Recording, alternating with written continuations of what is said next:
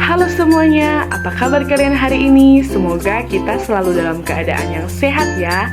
Nah, teman-teman, pada kesempatan kali ini saya akan memberikan tutorial menyusun modul ajar dalam kurikulum Merdeka.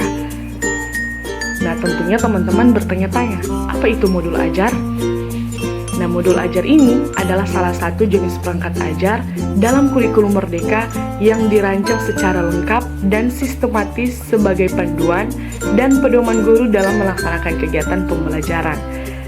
Nah, kalau kita melihat di kurikulum 2013 itu dikenal sebagai sebutan RPP atau Rencana Pelaksanaan Pembelajaran. Berbeda dengan di kurikulum Merdeka. Di kurikulum Merdeka ini sudah dikenal dengan sebutan modul ajar. Nah, penyusunan modul ajar ini juga disesuaikan dengan capaian pembelajaran, fase atau tahap perkembangan peserta didik.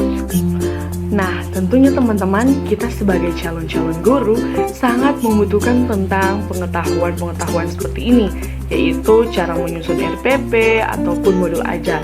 Untuk itu, di saat ini saya akan memberikan tutorialnya, langkah-langkah untuk menyusun modul ajar, khususnya dalam kurikulum Merdeka. Penasaran kan dengan videonya? Tutorialnya jangan lupa subscribe. Langsung saja kita masuk pada tutorialnya. Nah, jadi teman-teman, di saat ini saya sudah ada salah satu contoh modul ajar Pendidikan Agama Kristen dan Budi Pekerti fase B kelas 4 SD. Nah, di dalam modul ajar ini berisi tentang materi 12, yaitu tentang aku dan kebersihan lingkunganku.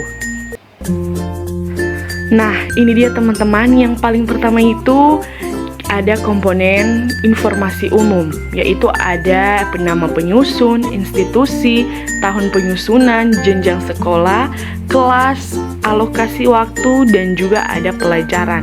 Teman-teman bisa lihat contohnya ya. Dan selanjutnya ada capaian pembelajaran.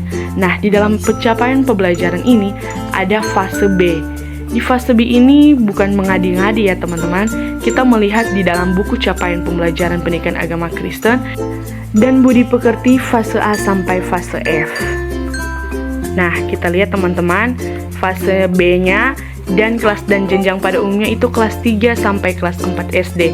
Nah, seperti yang sudah di awal tadi ya teman-teman, kita lihat bahwa modul ajar ini khusus untuk kelas 4 SD. Nah, selanjutnya ada elemen dan subelemennya. Elemennya alam dan lingkungan hidup, dan subelemennya ini alat ciptaan Allah. Nah, dari mana ini didapatkan? Kita lihat kembali di dalam buku capaian pembelajaran. Kita lihat elemen dan juga subelemennya.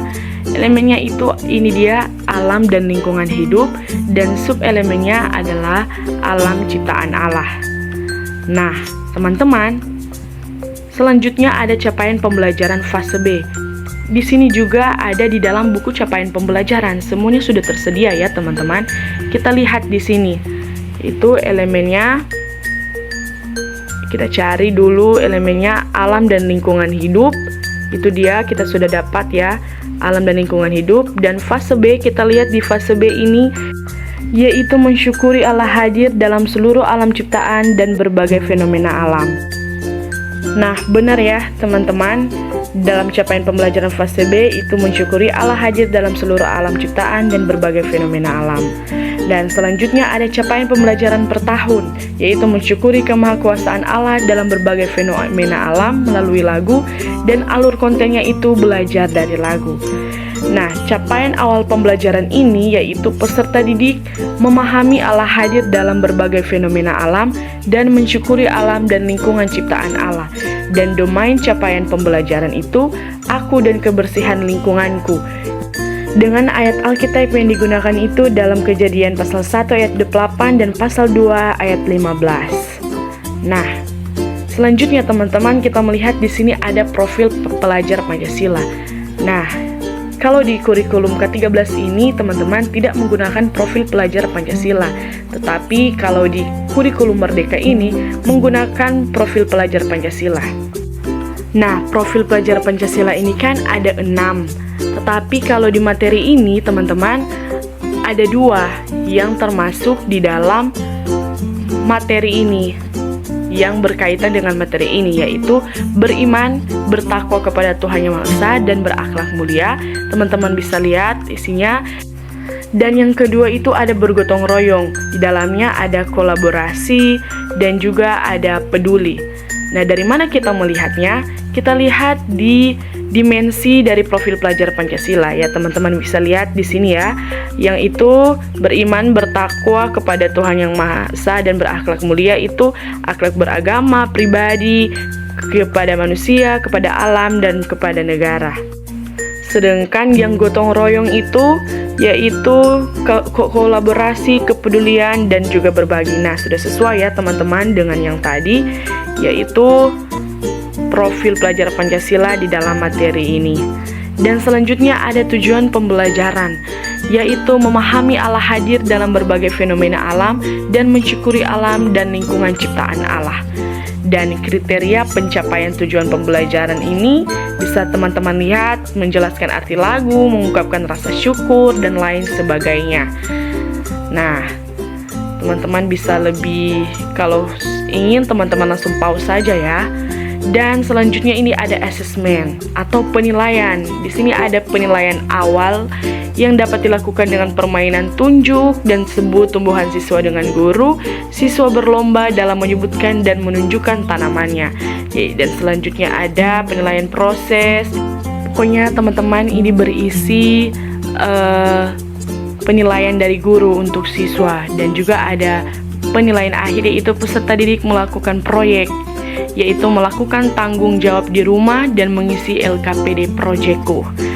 Nah, selanjutnya di sini ada sumber ajar teman-teman, yaitu yang pertama ada Alkitab, Kejadian 1, buku siswa pendidikan agama Kristen dan Budi Pekerti kelas 4 2021, dan buku guru PAK dan Budi Pekerti 2021, dan video ajar. Nah, ini sangat penting ya teman-teman sumber ajarnya, karena di dalam modul ajar ini berisi materi-materi yang terdapat di dalam sumber ajar. Misalnya kita bisa melihat di dalam buku siswa maupun di dalam buku guru PAK dan Budi Pekerti 2021. Nah, teman-teman, selanjutnya kita akan masuk di dalam kegiatan pembelajarannya, yaitu yang pertama ada kegiatan pembuka, itu 10 menit. Guru membimbing murid menyanyikan lagu Betapa Kita Tidak Bersyukur. Nah, di sini teman-teman bisa lihat ya, guru memperlihatkan video lirik lagu dari Betapa Kita Tidak Bersyukur. Lalu setelah itu, guru menunjuk salah satu murid memimpin doa, guru mengaitkan pembelajaran sebelumnya, dan juga ada motivasi. Nah, yang kedua ini ya teman-teman, setelah pembuka tadi, kita langsung masuk dalam kegiatan inti. Ini 40 menit ya teman-teman. Guru membimbing murid keluar kelas dan mengamati lingkungan kelas, dan guru menanyakan tanggapan murid tentang lingkungan sekolah. Dan selanjutnya ya teman-teman, di dalam kegiatan inti ini sudah ada berbagai metode, berbagai strategi dan model pembelajaran yang akan guru lakukan dalam proses pembelajaran berlangsung. Dan tentunya teman-teman, kegiatan inti ini akan menjawab tujuan pembelajaran yang sudah kita baca tadi ya teman-teman, yang sudah kita tulis tadi. Ada capaian pembelajaran juga, ada beberapa capaian pembelajaran. Nah, ini dia teman-teman yang harus dilakukan guru agar supaya pembelajaran boleh berjalan dengan baik dan siswa dapat mengerti materi yang akan diajarkan. Wah, sangat menarik ya teman-teman, karena di sini sudah lengkap dengan gambar-gambarnya. Nah, setelah itu teman-teman, kita masuk pada kegiatan penutup. Dan kegiatan penutup ini 10 menit sesuai dengan alokasi waktu tadi ya teman-teman yang kita baca pada awal tadi. Dan di kegiatan penutup ini, guru memberikan tugas rumah mengerjakan proyek, yaitu merawat lingkungan, dan ada LKPD terlampir atau lembar kerja peserta didik yang akan dikerjakan oleh siswa, dan guru mengajak murid bernyanyi dari Kidung Jemaat nomor 337, Betapa Kita Tidak Bersyukur. Setelah itu, guru menunjuk salah satu murid untuk memimpin doa penutup kelas. Nah, ini dia teman-teman lampiran dari proyek. Aku melakukan tanggung jawab menjaga kebersihan lingkunganku. Ada nama, kelas, tanggal, dimulai dari hari Senin Selasa, Rabu, Kamis, Jumat, Sabtu, dan juga ada paraf dari orang tua. Nah, itu dia. Nah, dan yang keempat ini teman-teman ada asesmen atau penilaian. Nah, penilaian ini akan dilakukan oleh guru kepada siswa, yaitu yang pertama ada penilaian spiritual, ya, dan yang kedua ada penilaian sosial, penilaian pengetahuan, dan penilaian keterampilan. Dan yang kelima teman-teman ada refleksi. Nah, di sini ada refleksi untuk guru dan juga ada refleksi untuk siswa. Dan yang selanjutnya ada kriteria mengukur ketercapaian CP dan asesmen. Ini teman-teman bisa lihat ya. Ada penilaian dari lembar kerja peserta didik, yaitu mengerjakan LKPD diskusi kelompok dan lain sebagainya. Nah, teman-teman, itulah tutorial menyusun modul ajar dalam kurikulum Merdeka. Dan jika disimpulkan, di dalam modul ajar ini terdapat yang pertama ada informasi umum, ada capaian pembelajaran, ada profil pelajar Pancasila, ada tujuan pembelajaran, ada juga kegiatan pembelajaran yang di dalamnya ada kegiatan pembukaan, kegiatan inti, dan juga kegiatan penutup. Dan setelah ada kegiatan penutup, di situ juga ada asesmen atau penilaian. Dan yang paling terakhir adalah refleksi untuk guru maupun refleksi untuk siswa. Itulah video dari saya, tutorial menyusun modul ajar. Kiranya boleh bermanfaat untuk kita semua. Terima kasih.